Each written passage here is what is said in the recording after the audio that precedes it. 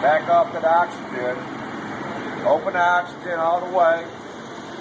Either all the way up or all the way closed, otherwise it can leak out the packing nut. Now, lighten off the torch.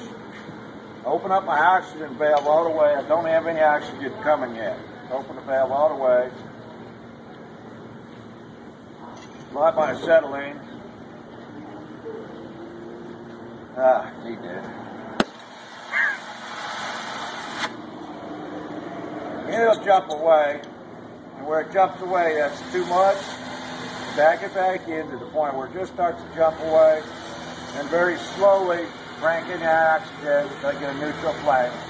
And it might end up putting it out right off the bat first time around.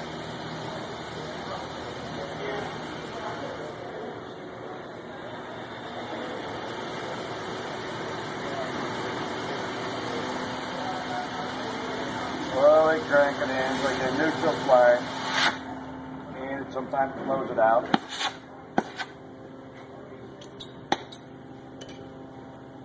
Back it back out to right here.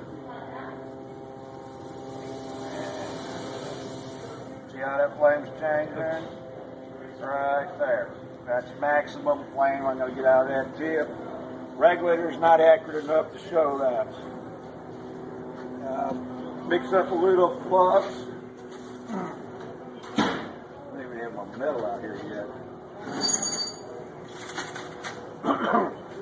I always weld over a gap. Excuse me. Weld over a gap, you get even heating and cooling.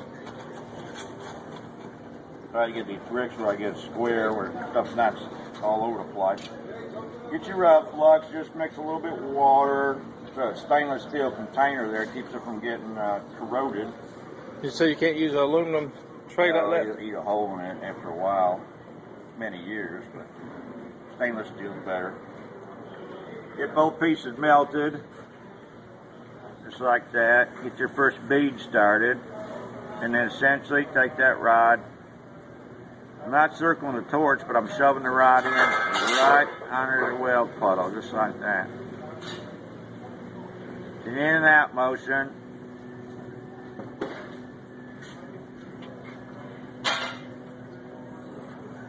just that simple.